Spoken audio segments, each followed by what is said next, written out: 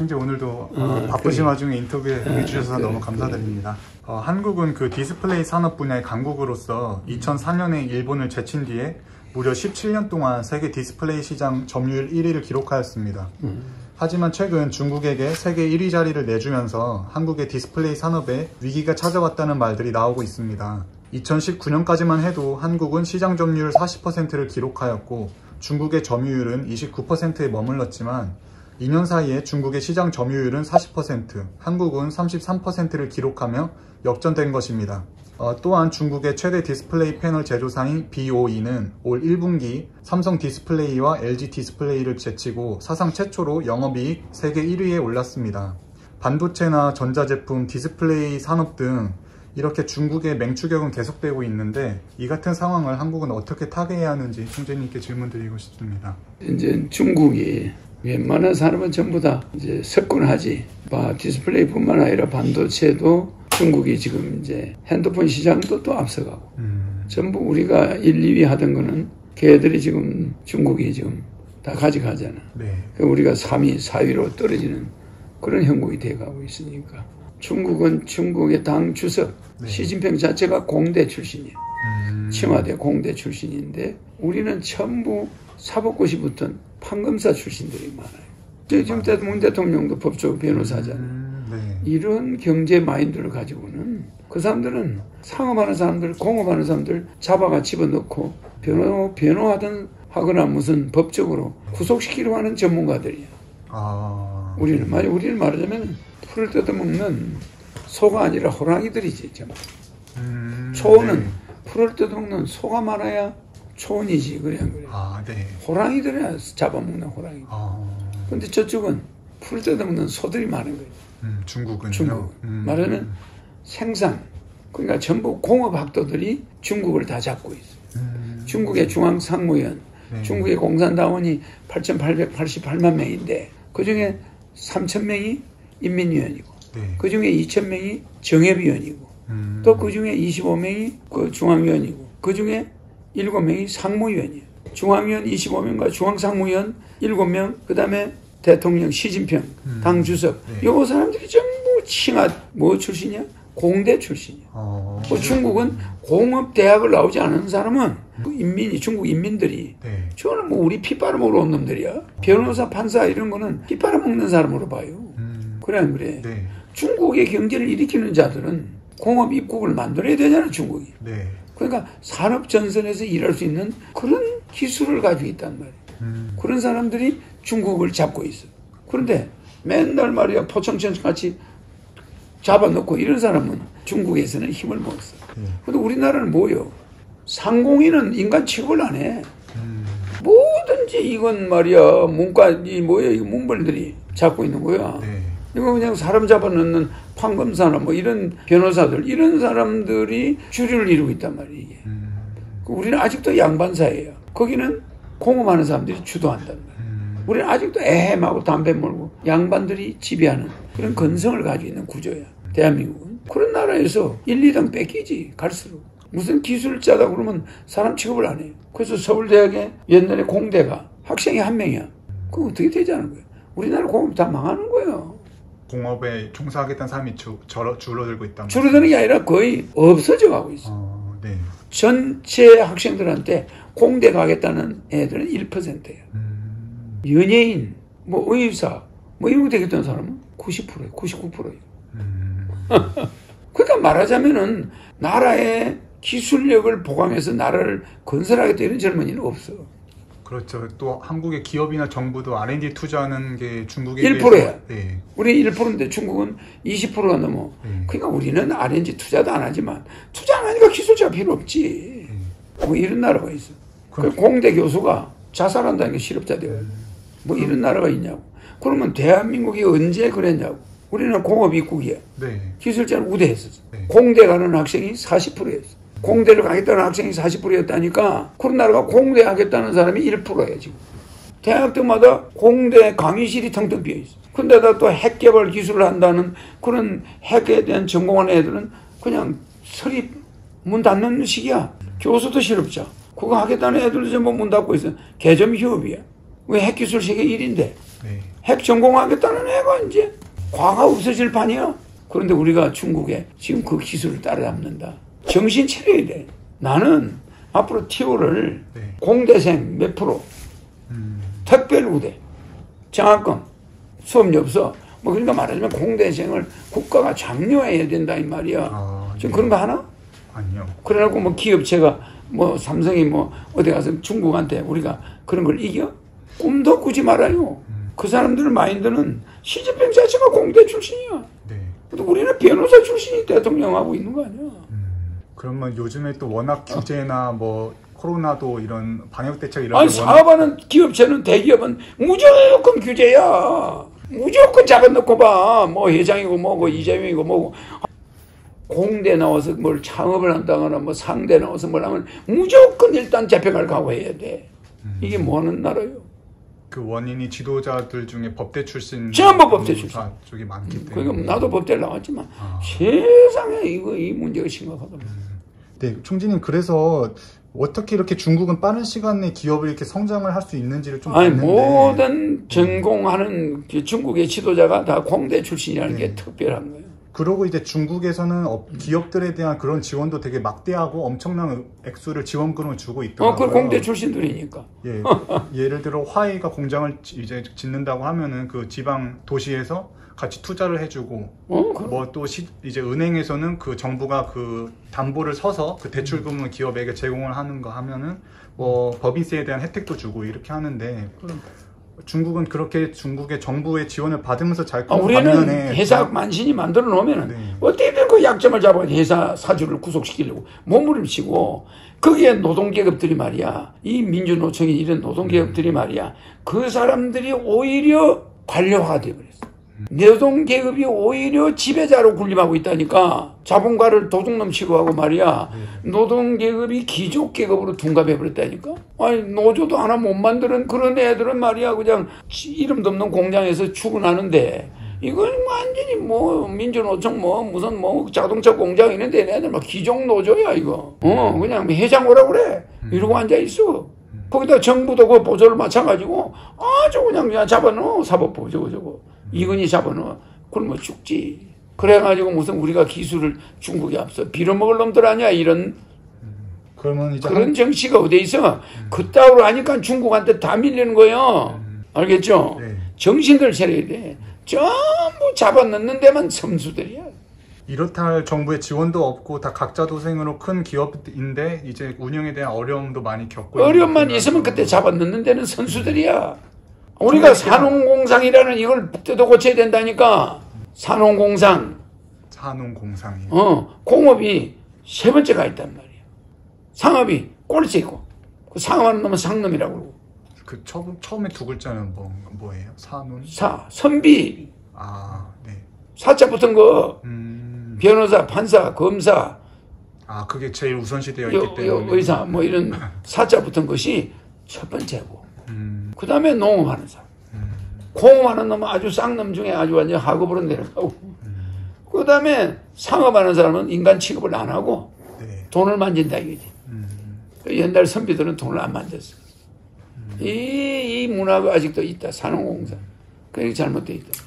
알겠지? 네. 이런 마인드를 우리가 고치지 않는 한 중국의 경제력은 어마어마하게 공업이 발달되고. 네. 쟤들은 지금 말이야 인공위성까지 우주정거장까지 올리고 네. 미국하고 대립하고 있다. 기술력이 우리가 빼가던 시대는 옛날이야. 네. 우리가 지금 중국에서 기술을 몰래 숨겨와야 돼. 이제 앞으로 그렇게 되어가고 있어. 네. 그러니까 그 공대 출신들이 전부 나라의 지도자가 되니까 무서운 이 공업 입국으로 가는 거야. 그러면 이제 총재님께서 대통령이 되신다면 기업들에 대한 어떤 대우나 이런 게 좀 달라지는 부분이 있는지. 모든 게 쿼터제야. 쿼터제예요. 쿼터제. 네. 의대에도 외과 안 가, 의사들이. 네. 의사들이 외과를 기피하죠. 기피해. 네. 그러면 외과 가는 의사를 쿼터제로 딱 해. 먼저 이 정원을 채우고 그 다음 나머지를 받는 거지. 무슨 이해가지? 네. 이렇게 해서 쿼터제를 하기 때문에 의사 되려면은 외과를 가야 돼. 말하자면. 자, 판사, 검사, 그렇게 기출이야. 공대, 쿼터제. 대학은 모든 대학에 압력 넣어. 공대 몇 프로? 20% 이상. 네. 안 되면 다른 과 안 돼. 그래서 각 대학도 쿼트 제로. 네. 이렇게 이제 내가 하려고 해. 그래서 특별히 의대. 이 수술 의사가 없어, 이제.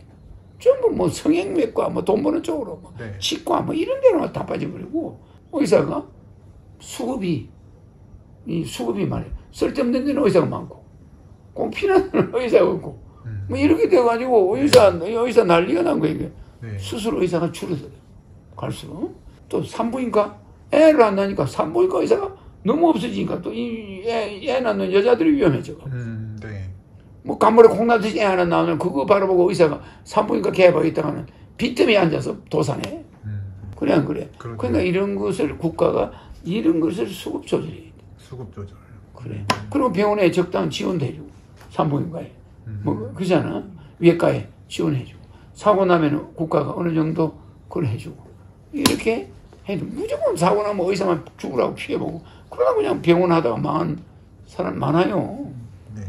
악질 같은 놈한테 걸려가지고 말이야. 맞아. 네. 이런 것을 우리는 사람을 공부시키는 것도 이 쿼터제가 굉장히 중요해. 지금 교육이 그런 게 없어요. 네. 나는 이제 그렇게 할 거예요. 그 다음에 과학 이전하는 거. 뭐 정형외과 의사가 뭐 갑자기 성형외과 의사가 된다. 이런 것도 통제하는 거. 무슨 지금 뭐 그게 마음대로 돼. 외과 의사가 갑자기 성형외과 의사가 성형수술하고 앉아있어.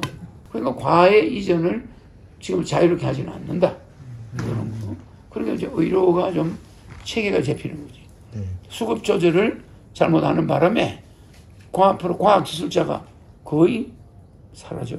네. 우리가 당연히 기술적으로 중국에 밀리고 지적으로는 미국에 밀리고 이래가지고 이제는 우리는 양면에 저쪽에서는 특허권을 미국에서는 콜라 한 병 먹어도 특허권 코카콜라 뭐 그래 안 그래? 네. 모든 지적인 건 그것을 그냥 그렇네요. 네.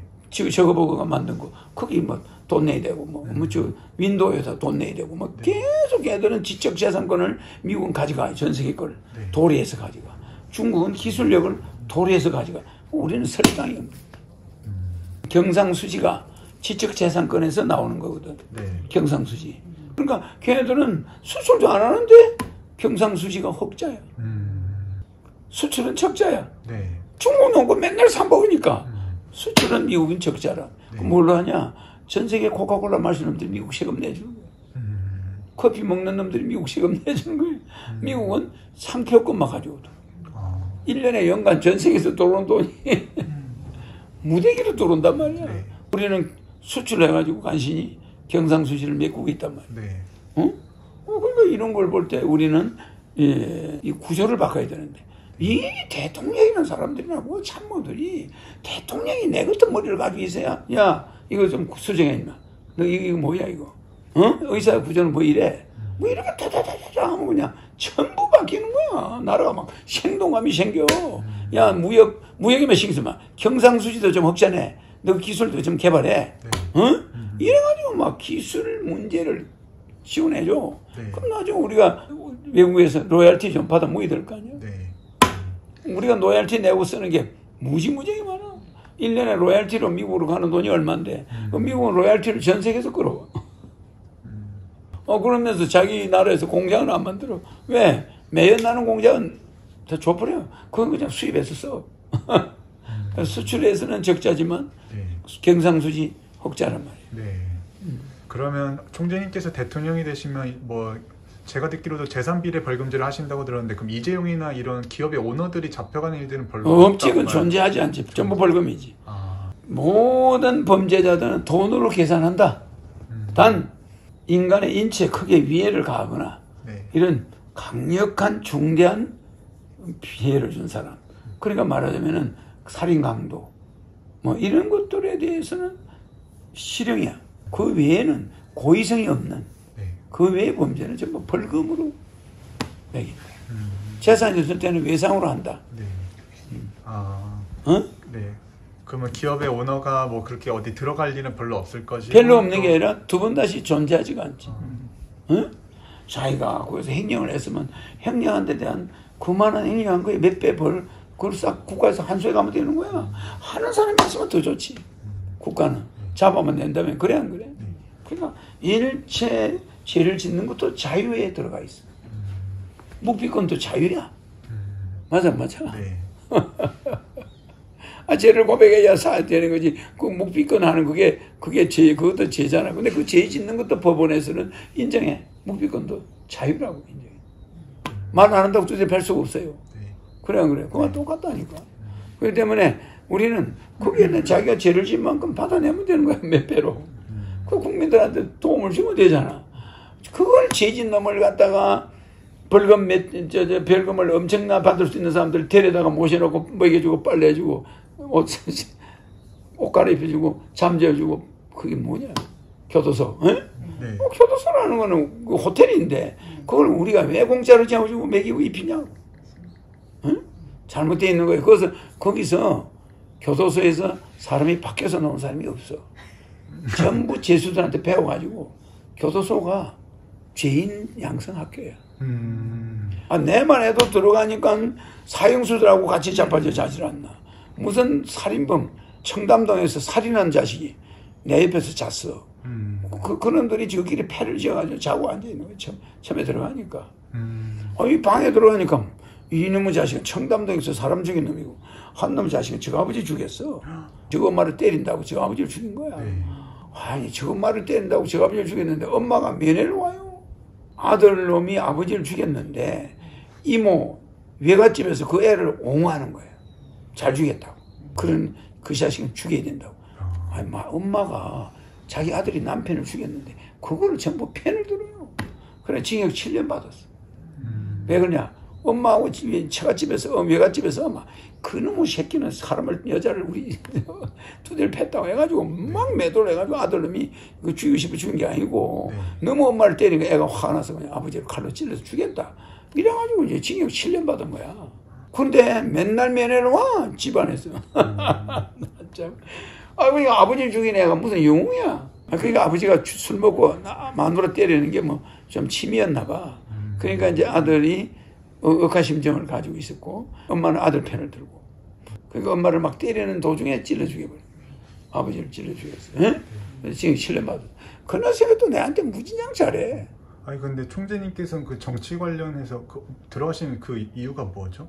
허위사실. 선거법 위반. 선거법 위반. 박근혜하고 결혼한다고 했다는데 그 결혼한다고 한 게 없어. 그럼 그런 정치인으로서 들어가신 건데 그런 이렇게 험악한 범죄를 저지른 사람들 같이 생활을 하게 되는 거예요? 똑같아. 처음에 들어가서 걔들하고 교도소에서는 같이 있어. 여러 명 자는 방에 있어. 그러다가 한 달 정도 있으면 분리를 해. 정치인은 정치인대로. 그래서 정치인만 빠져나오고 나머지는 분리 안 해. 전부 섞여. 구치소에 있을 때 같이 있는 거. 구치소에 있을 때도 같이 있고 교도소 가도 같이 있어. 그러니까 웃기는 게 처음에 교도소를 어디든 가면 처음에 같이 섞여 있어. 같이 자야 돼. 그러면 같이 자면은 나중에 이제 분리해가지고 분려내. 그래가지고 같이 있는 게 싫다 그러면 독방에. 근데 그 조폭들은 독방 가는 걸 싫어해. 같이 있는 걸 좋아하고. 정치인들은 독방 가는 걸 좋아하고. 그래서 나는 정치인이니까 난 독방으로 해달라 했지. 그래도 독방을 주는 거지. 독방이 많지가 않아. 아주 포악한 놈은 독방에 넣고. 또 정치인들은 독방에 들어가면 좁으니까. 나는 좁아도 독방이 좋다. 독방에 가서. 왜? 이 자식들이 맨날 밤마다 싸우고 말이야. 뭐 패싸움하고. 정말 저로서 상상할 수도 없는 많은 것을 겪으신 그러니까 거기 가면 것 같습니다. 뭐 이상한 사람들하고 다 같이 어울려서 자는데 별 사람들이 다 있어. 근데 거기서 한 달 같이 자보니까 걔들은 이 교도 행정이 잘못됐다는 걸 나는 내가 거기를 들어가길 잘했어. 거기서 교도소는 없애야 된다. 거기서 내가 딱 배운 거야. 그 신인이 그걸 들어가야 돼. 이거는 범죄 양성학교구나. 야, 너 그 집에 어떻게 아파트 어떻게 들어갔으니까 이렇게 해서 들어갔대. 실제 그런 얘기를 많이 나눠요. 그러니까 아파트 가서 여자를 건드린 이야기 뭐를 훔치 이게 저끼리 막 그거 범죄 학교야. 이건 들어가 보셨으니까 알지 웬만한 정치는 아예 알지도 모르지. 못할 사실인데. 나는 거기서 다 들었지. 거기 뭘 배달하면서 들어가가지고 주부를 강간하고 돈 빼고 이런 것들이 정말하게 얘들이 그걸 영웅이야 영웅. 이야기를 재밌게 하면은. 그 범죄 학교라니까. 그래서 폐지를 주장하시는. 그럼 그러니까 절대 교도소는 사람이 들어가면은 범죄 학교에 들어가는 거예요. 그러니까 우리 교도 행정을 경제는 백지로 돌리겠다. 네, 총장님 오늘도 바쁘신 와중에 귀중한 시간 인터뷰 할애해 주셔서 대단히 감사드립니다. 우리 정부가 하는 것 중에 제일 나쁜 게 교도 행정이에요. 백지로 돌리기. 전부 다 벌금제로 웬만하면 하고 강력범들은 아예 전부 다 독방 합동으로 추진하나. 왜? 교육을 받으니까 범죄.